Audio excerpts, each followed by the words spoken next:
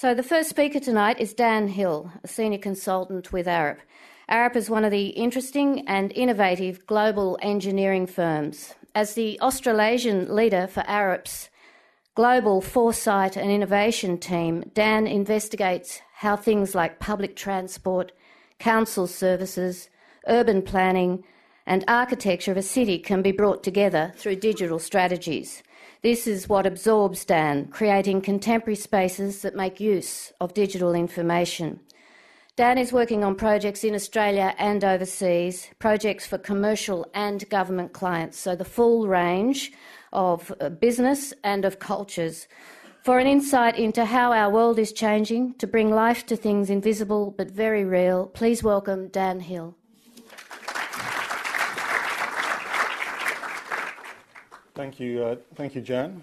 Arup are, I guess, known for designing buildings like this one, which some of you may be familiar with, the thing on the right, not the tree on the left, and the Pompidou Centre in Paris, and the Channel Tunnel, and the Beijing International Terminal Airport, and the Water Cube, and the Seattle Public Library. But I actually designed things like this. This was from about, 10, 12 years ago maybe, when I was working as a web designer, and I designed the Spice Girls website. You can see it's actually post one of the spices, I think Crazy Spice or whatever her name was, is gone at this point, but Ginger Spice maybe. I don't know, so this is all I could find on my hard disk from that time. But my work within Arup is very different. Well, all of those other things I showed you are very kind of hard infrastructure. What I deal with is, I guess, soft infrastructure, which is interaction design, the design of systems and interfaces and products and services using interactive media, for want of a better word. I worked at the BBC for 5 years in London, where I was ultimately leading design across their websites and in charge of design for the iPlayer, which I guess is the BBC equivalent of iView, the ABC on-demand thing. But now I work in an entirely different context, which I'll talk about through a few different prisms. The first of it is the way that pervasive kind of wireless technology is changing the way we do work, or how work occurs, and the relationship, therefore, with space. And I've done a lot of work up at the State Library of Queensland in Brisbane, which is a very lovely building, as you can see, designed by Donovan Hill and Peddlethorpe. But what I've been looking at is the way that the Wi-Fi has changed the way that that building works. And I spoke here at State of Design a couple of years ago, and I think I was just beginning to get into this, so I'm not going to go over that again. But just in a nutshell, there are people using the Wi-Fi at the State Library about 23 hours out of every 24 hours in the day, on average. They're there at 2 o'clock in the morning, 2 o'clock at night, 6 o'clock in the morning, all the way through, because the building is effectively open, although bits of it are obviously closed off, but the Wi-Fi is always on, and it attracts people to it. And the work that I've done was, interestingly, looking at the kind of the Wi-Fi itself and helping the clients understand that. And one of the ways I did that was to, in terms of making the invisible visible, which is part of this talk, was to make a model of the Wi-Fi itself. So this is if you took all of the signal strength around the building and made a peak where basically you've got good signal strength in the Wi-Fi, and a trough is where you get weak signal strength in the Wi-Fi. And this is the shape that would emerge if you could perceive Wi-Fi as a physical thing or a form, essentially. So whether it's dipping out there or dropping down in this kind of net structure is where there's concrete walls or the signal strength just runs out. And this, interestingly, maps onto where people are sitting and how they use the space. And it was a slightly frivolous thing to make, I fully admit. The client never asked for it. It's one of those things you just do. But it's kind of helped them understand what is basically an invisible phenomenon, which is Wi-Fi. How does it map onto the space of their building? Another way of doing that, though, would be to look at the patterns within the network activity itself. So look at the pages that people are accessing and see where they're located in the world. All Wi-Fi systems keep a track of pages, but no one ever does much with the data. But what is this space, this library on the banks of the River Brisbane actually connected to digitally? And you'd get a sort of a pattern like that. This is a mock-up, a sketch. But I actually proposed this as an installation for them to help them understand almost what the collective browsing activity within the library was at any one time. And then maybe you play that back into the space. Does that change the way that people are browsing? It certainly would if you picked out the nouns that people are looking for. You get all kinds of interesting patterns. But this one kind of was quite taken, because what is Brisbane connected to globally? And it turns out it's actually China, East Asia, South Korea, Singapore. Its axis isn't down towards Sydney or Melbourne anymore. Its axis is north and east. And we've taken all of those principles and taken them into the design of a building we worked on last year. This is actually an old building, as you can see, a 1983 building by Robin Gibson, and we retrofitted that with M3 architecture to make a digital culture centre for young people, 15 to 25 broadly, and so we've refitted a nice design from M3, and we put all kinds of the stuff you'd imagine. You can go in there at any time and learn how to use Photoshop or Final Cut Pro or processing or hack some hardware together or whatever. But again, working with the client on this, it wasn't a case of just saying, well, this is how you design a space for that kind of activity, but to help them understand what the activity was itself, because the library doesn't necessarily understand, even though they're the client, what a digital culture centre for young people might be, or what activities might go on in it. It's not traditionally been part of their business, so why would they know? So one of the techniques we did there to help them understand that was I created a fictional magazine or a brochure or a flyer, essentially. And I did this last year, so it was June 2009, but projected to June 2010 as if the building was open and functioning. And if you were in a bar in the valley, you might pick this thing up called the Edge Monthly, and it would tell you what was going on in it. So all this is just made up stuff, and I wrote all of this text describing if the building was working now, these are the kind of things that would be going on in it. So again, for me, this is a sort of a making invisible or not yet realized stuff visible in some way. It's a sort of a side strategy to do with this work. But it proves to be quite effective if you make it a convincing thing. One core principle of the building was to pull the activity on the inside onto the outside of the building. So on the edge, which is what it's called, we had those bay windows looking over the river, and we had projectors pointing into them, which was showcasing what was going on the inside. And in a competition entry I did with a local Sydney architect called Super Colossal, who has a great blog of the same name, we proposed this for a building at UTS. It didn't get up, as you might not be surprised to learn looking at it. But the idea was that the entire exterior of the building would be a screen. This is using a material called media mesh, which is LEDs essentially mixed with a sort of a wire mesh, which you can build an exterior facade out of, but then address as if it's a screen or a display.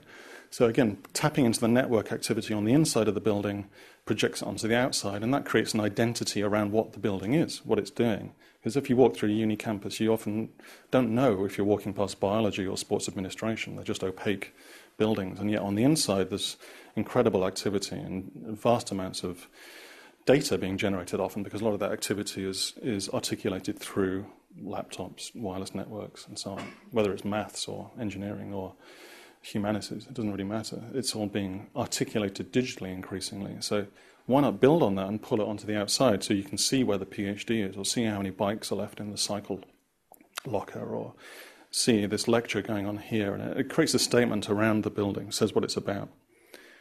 And you can pull these patterns of activity from even the most mundane things. This is a visualization, just a quick sketch I did really of, I say quick sketch, it took me bloody hours in InDesign. Anyway, it was, in theory, it was a quick sketch of emails to my inbox around one particular project. This is when I was working on a project called The Cloud. My inbox is in the bottom right there in Sydney, as you can see. And it kind of reads from top to bottom and right to left, in slightly awkward ways. But these are the emails to and from, and it kind of, for me, I can see the pattern of the project within that. I can see when I was talking with Carlo Ratti in Massachusetts there towards the end of the project, as we were trying to frantically get the final designs together. And that's very different to the early emails, and then the odd email at one point to Argentina. So even a bunch of emails in a project folder can be translated into something that adds insight or even a layer of intrigue. Around mobility and the way that we move around the city, that's changing quite radically. And what's interesting is watching, if you take public transport, you see people, trying to use their laptops in the most awkward environments because they're not designed for it, but they do it anyway. This poor guy on CityRail trying to do whatever he's doing, has someone else on CityRail. So all of these things leave digital traces, which is quite interesting. So anybody using Wi-Fi or Bluetooth is leaving a trace of their activity one way or another. But most of these devices have those things. And so a project we're doing with UTS, and that's my colleague Jason McDermott there with the hair, we're building these boxes which can sniff mobile phones, essentially, and they have a little battery in them, and they tell you what they're sensing. That's a different project, but this is how you handle some of the ethics and privacy issues around it. And this is Jason's visualization of what happened when he was tracing mobile phones around Circular Quay. I'll just scroll it. So all of those little traces are Bluetooth-enabled phones walking past sensors, and this is for the Smart Linux Festival, and you could see who's been to just one of those exhibits, which is next to one of the sensor boxes, who saw all 9 of them, who just went see 4 and then ducked off towards the park and so on. And this is a level of data that urban planners, I should point out, have never had. Most of my work is with urban planning and urban design and architecture, and urban planners never have this kind of data showing the actual paths that people take as individuals. They usually employ students to stand on a street corner and count raw numbers. So 300 people were at this street corner at 12 to 12:15. But they don't know which of those 300 people then turned left or went that way or then went this way or then turned up at Fed Square 2 hours later. This would actually tell you this. So we're taking that principle, and actually, of course, objects can leave traces too, and objects that we were working on last year was the Sydney Metro project, which, not unusually for Sydney transport schemes, isn't going to happen. And we were surmising, well, of course, we'd know where the metro trains are, which is that blue corridor up at the top there, but we'd also know where the buses and the other rail lines are and the ferries are, so why don't we make a visualization showing how all of these things interconnect?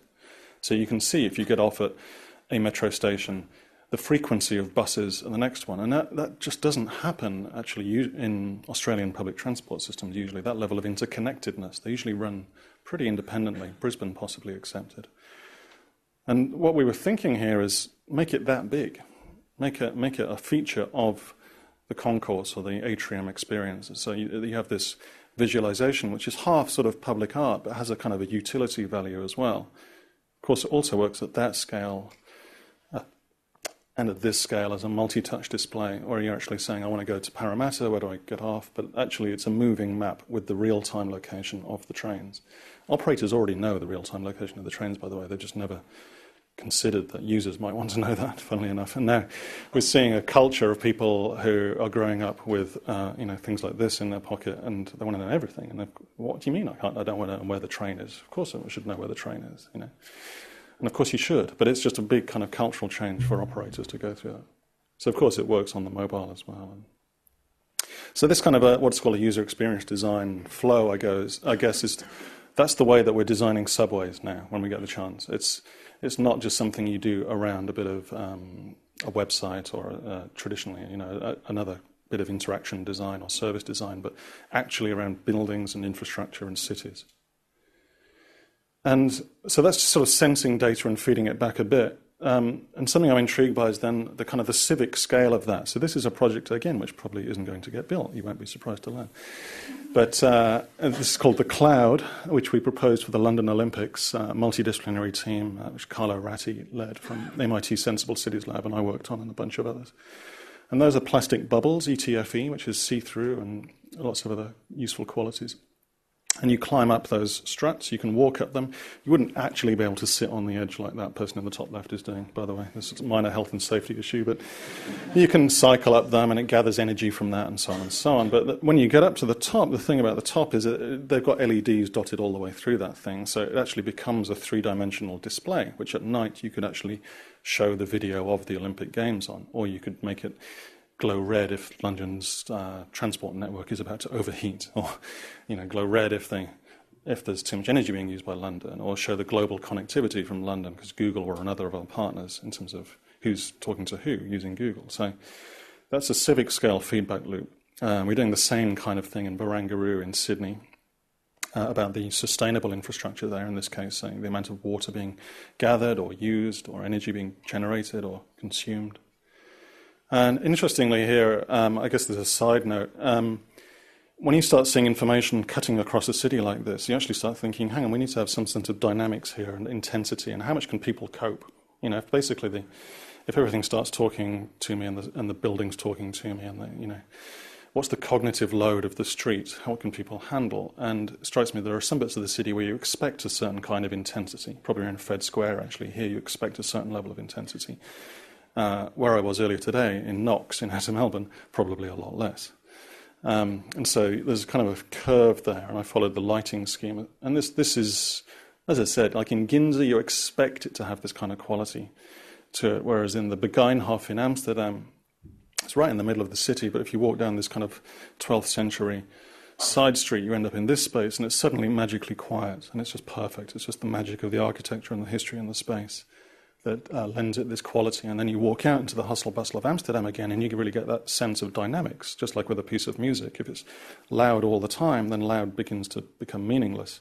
But if you have quiet and loud, then you have a dynamic there, and they have meaning. And I think the same thing with the way we sculpt information across these services and spaces. Another project we're doing is in Helsinki, which is where we're bringing all of these things to bear, I'd say, actually. So this is probably one to watch. It's very early stages, but if you're interested in this kind of thing, keep an eye on this project, and I'll blog about it quite a lot. So we're building a series of installations where you can see your carbon footprint and how that compares to other cities, but more kind of active engagement than that, actually. And I'll just show you a couple of student projects. I teach at Sydney Uni and UTS occasionally. Celia built something called the Lonely Traffic Light, built a simple kind of sensor over that pedestrian crossing there, so when you press that, it knows when you've done it, and then she slightly illegally taped a light sensor to the traffic light so she could see when it was green or not, and then got the light to tweet using Twitter. It created an account for the traffic light, and then overlaid a sense of emotion onto these responses. So if the road was very quiet, then the light would be bored, basically, and so there's not much going on here. If it was very frenetic, then it would say it's too much, too many cars, can't handle it. So I'll just finish with a few visualizations from Melbourne. We did a workshop here, and part of the thing we did with the City of Melbourne, who are the people we were doing it for, was to make these visualizations of what if you could see, using a water sculpture, the amount of waste being collected by the litter traps in the Yarra, or what if apartment blocks were projecting their energy use on the outside, actually on the street, not take the smart meter from the inside and pop it on the outside, or City of Melbourne buildings themselves, so you can see exactly how civic buildings are performing, or gather urban data and build it in an installation in Fed Square, for instance, so it becomes public and part of the fabric of the city.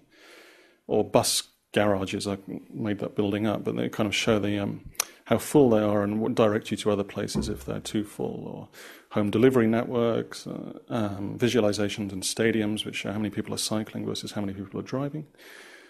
Bus stops where you do or tram stops where you make a real virtue of this level of data. The trams themselves can have projections on them. Again, real-time data, things actually moving, showing where they are in relation to the map. Urban activity being plotted via mobile phones, even dashboards for city council employees that are modular or customizable and show them urban data, get them used to working with data. So just to finish, I just want some key questions for me. How do people expect these systems to behave? As I said, operators never really twigged that people might want to know where the trains actually are. My hunch is now people want to know where the trains actually are. They'll expect actually that by default and on their phone and in their hand wherever they need it. So how do we do that? Again, should we do the crazy bus stop seat revolve thing? Probably not, but then what should we do? And what kind of new cities does that enable? And what I'm interested in is how you build on the capabilities of individuals and how they work as a community together, essentially at a civic scale. So this old film of George Street from Sydney in 1906 is fascinating because it shows how fluid the city was at this point. You see the pavement blurs completely. People are coming and going across the street. You're not waiting in a kind of a mechanized sense for pedestrian crossings. So you're able to navigate that yourself as an individual, but as part of a wider kind of emergent system that is the city. And not getting too nostalgic about it, we can have this now. This is in Amsterdam, same thing. This is now, it's called a shared space system. There are no signs here, and there's no right-of-way. Basically, people navigate it themselves. So pedestrians, cyclists, cars, public transport, all has the same priority. You can watch this for hours, no one will die. And what's interesting is this is actually the safest way you can design an intersection. The accident rates for this are far, far lower than any other kind of system. So you're relying on individuals looking each other in the eye and calculating and working together as an emergent system, but as individuals as well. And that, to me, is about extending the capability of people themselves. So with Amartya Sen's quote, extend the capabilities of people to live the lives they want to lead. And that's the kind of philosophy around the technology that we're working with and the way that we design it. Thank you.